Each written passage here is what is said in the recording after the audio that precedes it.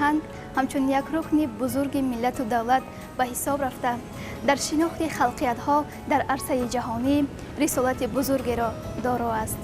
درود تماشابینان همیشگی برنامه‌های تلویزیونی تاجیکستان. اینک در برنامه نوبتی فرهنگ هستی ملت شما را از قدیمترین یادگاری‌های ملت برومند تاجیک آشنا خواهیم کرد. پس ما را همراه باشید.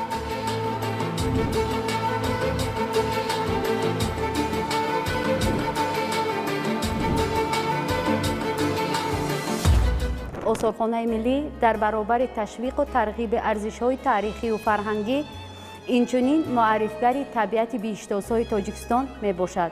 برای به طور شایسته معرفی نمودن طبیعت تاجیکستان در آثارخانه ملی تالار شعبه طبیعت عمل می‌کند.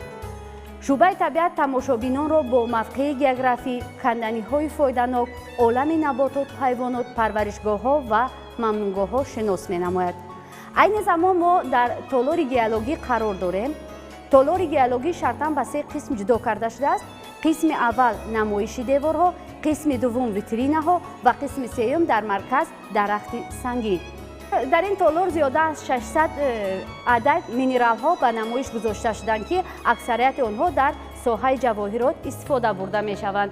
خب از قبیل کورون، یکی از سنگ‌های قیمت‌بها کورون به حساب می رود. اگر در ترکیب کورون خرم باشد رنگش سرخ می شود، آنگاه به روبین مبدل می گردد، به سنگ‌های قیمت‌بها داخل می شود.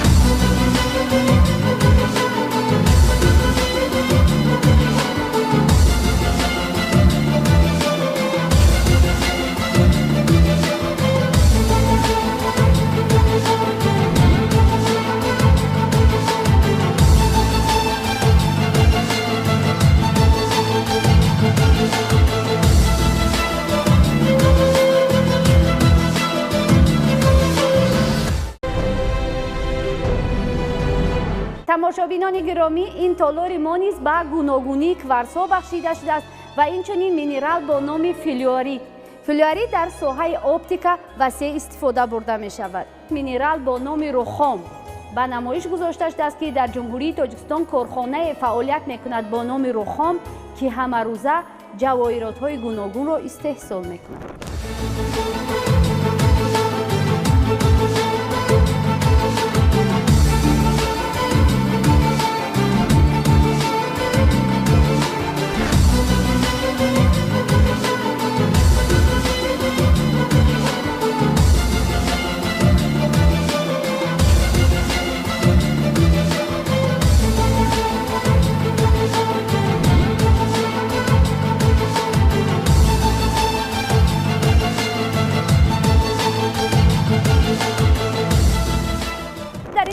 سلفور خالص به نمایش گذاشته شده است.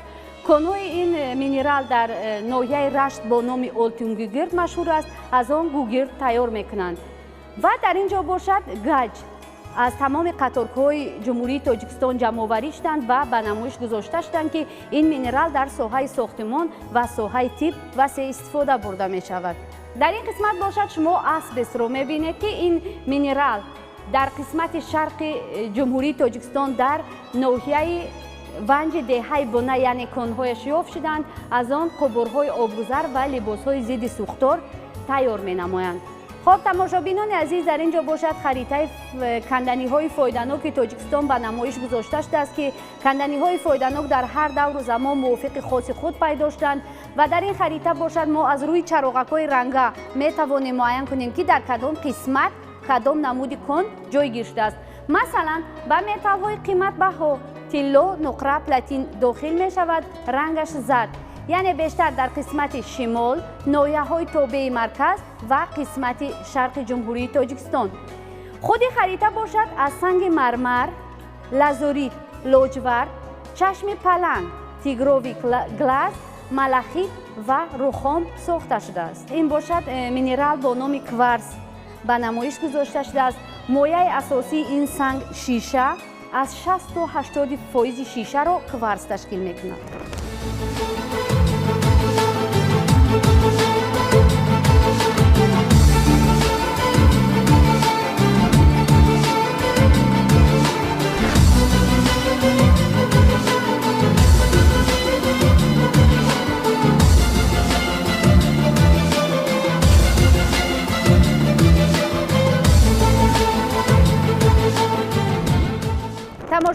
عزیز این گوشه باشد به انکشاف حیات در روی زمین که از دوره ارخه آغاز می شود تا دوره چهارمین.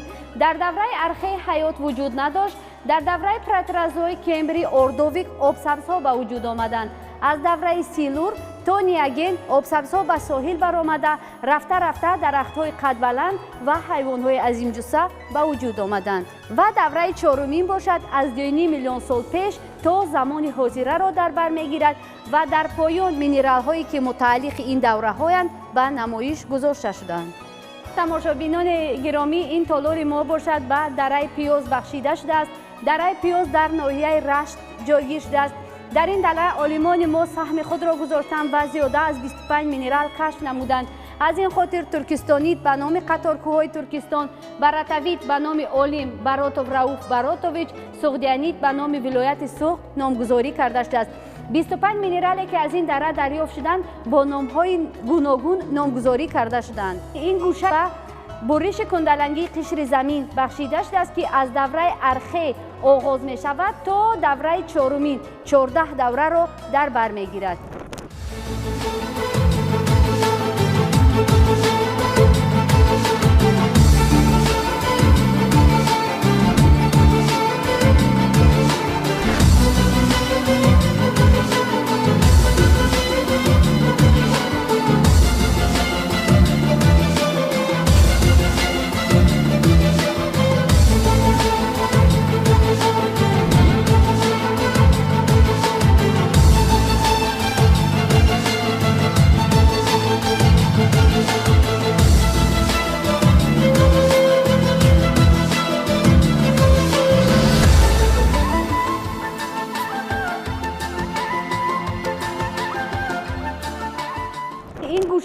معجزه های طبیعت بخشیده شده است. یعنی طبیعت اینها را چنین آفریده است به دخالت انسان چنین شکل گرفتند.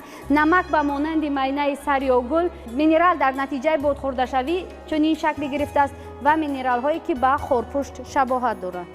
تماشابینان عزیز، در مرکز تالار درخت سنگین به نمایش گذاشته شده است. این درخت در کارخانه رخام شهر دوشنبه ساخته شده است. 600 کیلوگرم وزن دارد. از 19536 برگ و آویزه ها عبارت است. بلندی آن 3.4 و پهنایی آن 1.5 متر را تشکیل می کند. تالار نوبتی شعبه طبیعت شما را با بلندکوه‌های جمهوری تاجیکستان شناس می کند و باید ذکر نمود که بیشتر بلندکوه‌های ما در قسمت شرقی جمهوری تاجیکستان است، یعنی که در ولایت مختار کوهستان بدخشان. و در این تالار ما یک دیارم داریم که محض معرفی کننده خود همین منطقه است و نباتات و حیواناتش. و اینجا باشد دیارم بلندکوه پامیر است و در بلندکوه پامیر چون نمود حیوان و پرنده زندگی میکنند. و در اینجا باشد شما عقاب ریشدار را میبینید که هنگام پرواز درازی قامتش به 3 متر میرسد و در یک سال 2 مرتبه تخم میگذارد. و دیگر حیوان باشد این گوسفند کوهی است، یعنی با نام ارخر، یعنی مارکوپولو. باید ذکر نمود که مارکوپولو خود سیاح بود.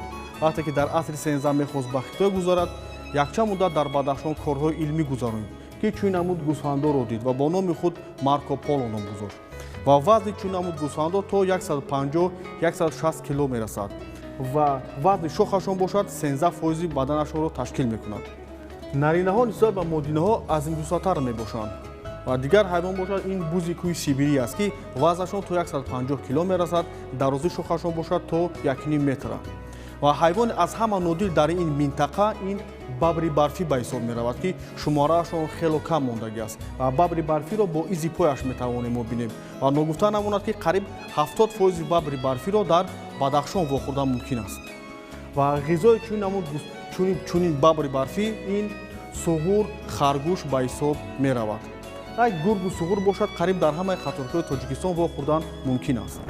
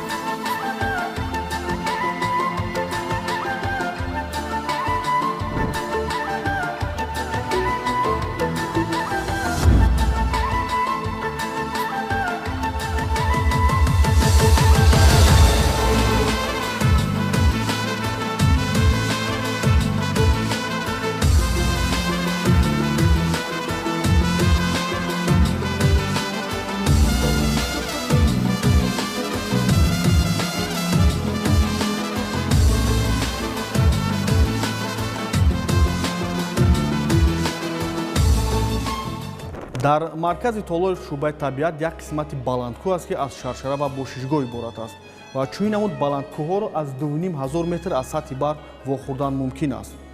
ва дар чунин намуд баландкӯҳҳо гургҳо, уқобҳо ва хирсҳо зиндагӣ мекунанд ва хирсҳо бошад дар чунин намуд ғорҳо ба хоби зимистона мераванд, яъне ки анабиёс. бояд зикр намуд ки вазни хирсҳо то 400 кило мерасад ва хирсҳо ҳамахӯр ҳастанд, ҳам растанӣ мехӯранду ҳам гӯшт.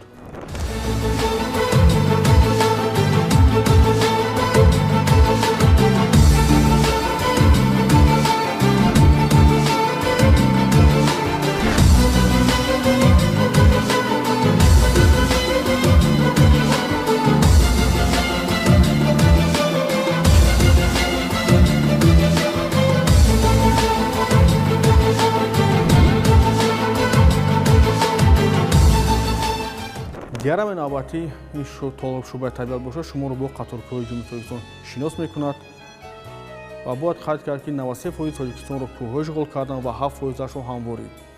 ва дар ин диарама шумо гуногуни набототу ҳайвонотро мебинед.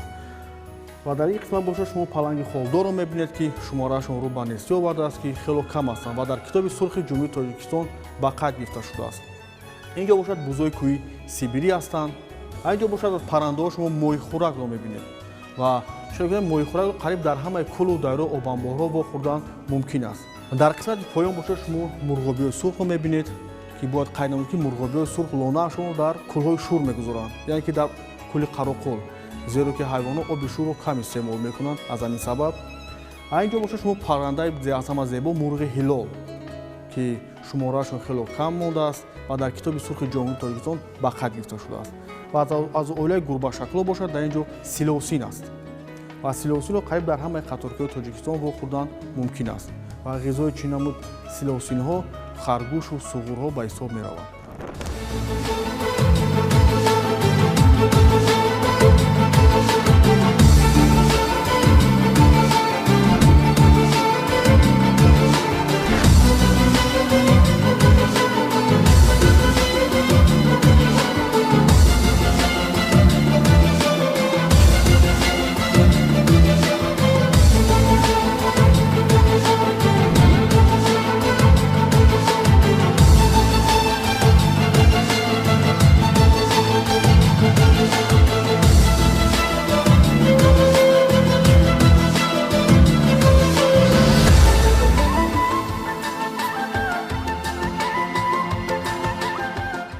тамошобинони азиз, толори дигари шӯъбаи табиат бахшида шудааст ба мамнунгоҳҳо ва парваришгоҳҳо. дар ҷумҳурии Тоҷикистон 13 парваришгоҳ ва 4 мамнунгоҳ амал мекунад ки барои онҳо низоми махсуси ҳифз муқаррар карда шудааст ва дар зери назорати давлат қарор доранд. дар ин диарама парваришгоҳи чилдухтарон ба намоиш гузошта шудааст ки парваришгоҳи чилдухтарон соли 1959 таъсис ёфта дар қисми ҷануби Тоҷикистон дар ноҳияи Муминобод дар байни дарёи Сурхобу Ёғсу дар қаторкӯҳи Ҳазрати Шоҳ ҷойгир аст. ҳангоми ба ин водӣ равона гаштан аз дур манзараи кӯҳҳое ки ба монанди ҳайкалҳои занҳои сангшудае ки дар тан либоси миллӣ ва дар сар фаранҷӣ доранд намудор мешаванд. ҳайкалҳо 40 адад мебошанд, баландиашон 30 то ба 60 метр мерасад ва ба даҳгонаи ҷолибтарин макони туристӣ ворид гардидааст. дар мамнунгоҳ чанд намуди ҳайвонҳо ва паррандаҳо зиндагӣ мекунанд ба монанди хукиёбоӣ, сагобӣ, ҳудҳуд, қашқалдоқ.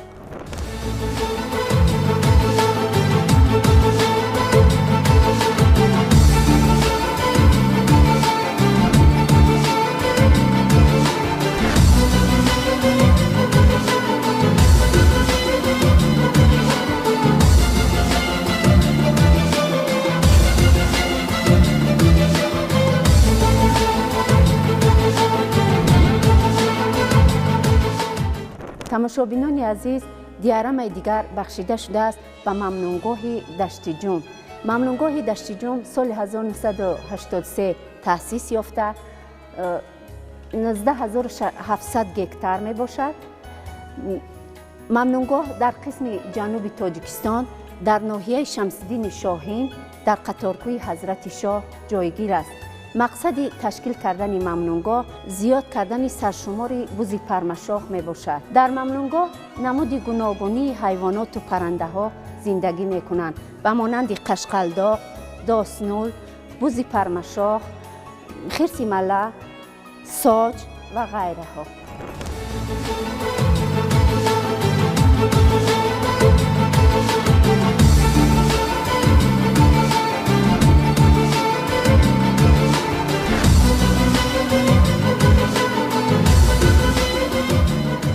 تماشابینان عزیز، دیارم دیگر بخشیده شده است به ممنونگاه بیشه پلنگان. ممنونگاه بیشه پلنگان کلانترین ممنونگاه در جمهوری تاجیکستان به حساب رفته در قسم جنوب تاجیکستان در ناحیه دوستی در بین دریای پنج، وخش، کافرنیخان و امودریا جایگیر شده است. 52,000 گکتار دارد. 14,000 گکتارش را توغیزارها اشغال کردند. ممنونگاه به خاطر موجودیت یکی از حیوان نادر پلنگ تورانی ممنونگاه بیشه پلنگان نامگذاری شده است. در ممنونگاه 30 نمود شیرخوران، 33 نمود خزنده ها، 20 نمود ماهی، 2 نمود آبخاکی، 150 نمود پرنده ها، 120 نمود رستنی موجود است. ذکر کردن به مورد است که مقصد تأسیس دادن ممنونگاه ها حفظ و حمایت نمودن نباتات و حیوانات نادر می باشد.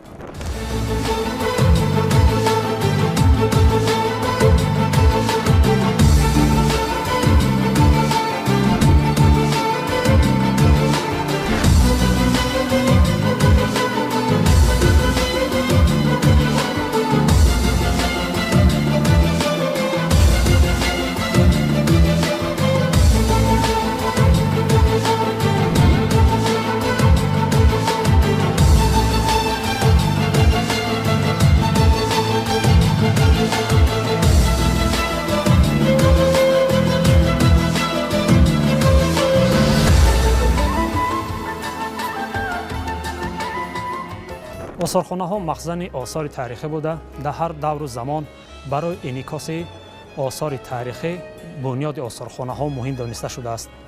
در جمهوری تاجیکستان در دوران استقلال محض برای جمع‌آوری، حفظ، نگهداشت و معرفی آثار تاریخی بنیاد آثارخانه‌ها یک از سمت‌های مهم در ساحه فرهنگ دانسته شده است. امروز در جمهوری تاجیکستان شمار زیاد آثارخانه‌ها فعالیت می‌کند که در دوران استقلال از جمله سال 2013 بنیاد آثارخانه ملی یک از مهمترین دستاوردها در ساحه فرهنگ دانسته می شود. آثارخانه ملی تاجیکستان جهت جمع‌آوری، حفظ، معرفی و نگهداشت آثار تاریخی در دوران استقلال سهم نظررس دارد. امروز در فاند آثارخانه ملی تاجیکستان زیاده از 70,000 اکسپونات مربوط به دوره‌های پرافتخار ملت تاجیک جمع‌آوری گردیده است که آنها در 4 شعبه اکسپوزیسیونی از جمله شعبه طبیعت، شعبه تاریخ باستان و عصرهای میانه، شعبه تاریخ نو و نوترین و شعبه صنعت تصویری و عملی وابسته به دور و زمان، مهمیت و اهمیت هر یک از این آثار تاریخی به دوره‌های معین معرفی کرده می شوند. آثارخانه ملی تاجیکستان که دوران استقلال مورد افتتاح قرار گرفته است، توانست تا به امروز شمار زیاد قشر جامعه از جمله شهروندان جمهوری تاجیکستان و مهمانان و سیاحان خارجی را با تاریخ و فرهنگ ملت تاجیک شناس نماید.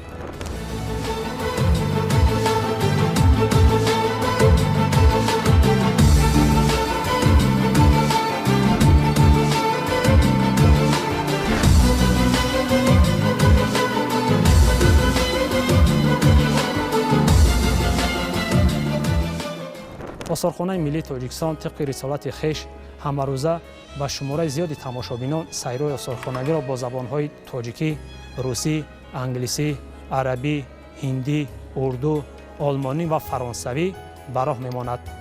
هدف از به راه ماندن سیرهای آثارخانگی با زبان‌های خارجی این هم بهتر و خوبتر معرفی نمودن آثار تاریخی به سهم تماشابین به حساب می‌رود. اکسپوزیسیون آثارخانه ملی یکی از خصوصیت‌های نادرش این است که آن به یک دوره معین تاریخی و یا اینکه یک ساحه عمیق ربط نداشته، بلکه آن فراگیر تمام پهلوهای حیات مردم تاجیک به حساب می‌رود.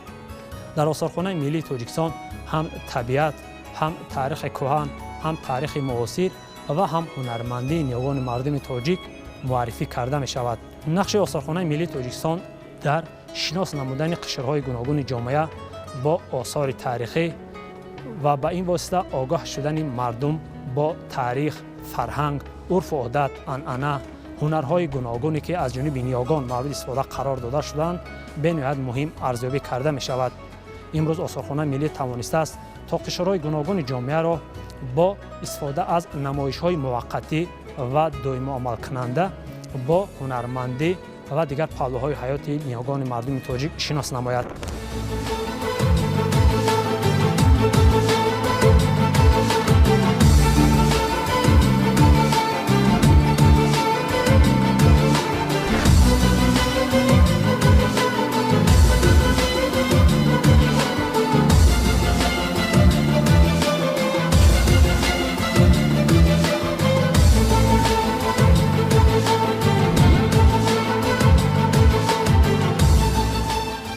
آثارخانه ملی با واسطه برای ماندن نمایش چاره‌بینی‌های گوناگون امکان فراهم می‌آورد تا مردم تاجیک و همچنین مهمانان سیاحان با پهلوهای گوناگون حیات مردم تاجیک از نزدیک آشنایی پیدا نمایند.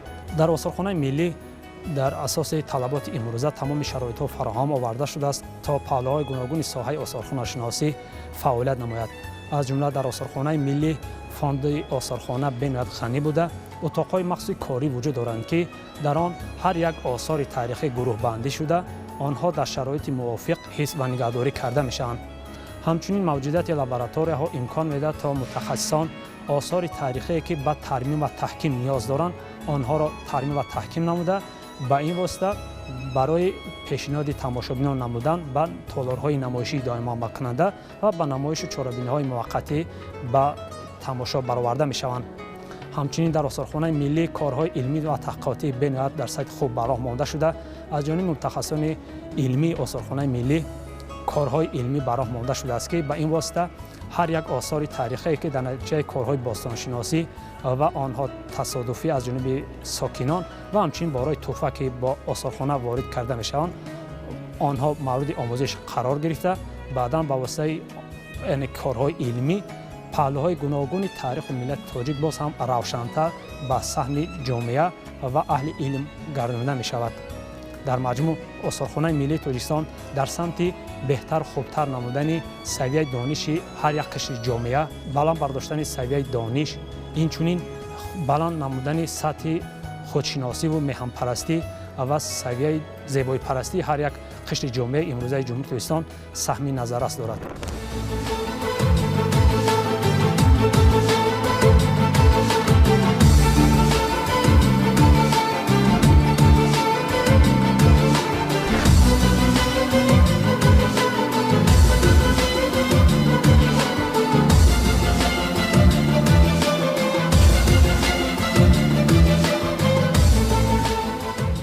امروز قشر کارمندان آثارخانه ملی تاجیکستان را جوانان تشکیل داده. جوانان در آموزش تاریخ و فرهنگ و معرفی پهلوهای گوناگون حیات مردم تاجیک به تماشابینان داخلی و خارجی همروزه نظررس میباشد. جوانان امروز در آثارخانه امکان دارند تا با استفاده از شرایط مساعد پهلوهای گوناگون تاریخ و فرهنگ ملت تاجیک را باز هم عمیق‌تر آموخته آنها را به مهمانان و تماشابینان آثارخانه در سطح شایسته معرفی نمایند. زیرا حفظ آثار تاریخی یک از وظیفه‌های مهم برای هر یک نسل نورس امروزی جامعه به حساب رفته. جامعه امروزه وظیفه‌دار است تا آثار تاریخی را در سطح خوب حفظ و یعنی که برای نسل بعدی به میراث گذاشتن ارج گذارد. هر یک آثار تاریخی که امروز در آثارخانه ملی تاجیکستان حفظ و نگهداری کرده میشد آنها در سمت معرفی هر یک دوره معین پرافتخار ملت تاجیک ارزش علمی و مهم تاریخی داشته آنها امکان میدن تا ملت تاجیک امروز در عرصه بین‌المللی در سطح شایسته معرفی کرده شوند. همچنین با واسطه آموزش، تحقیق و حفظ و ترمیم آثار تاریخی امکان پیدا می نماید تا به نسل‌های بعدی باز هم به میراث گذاشته شود.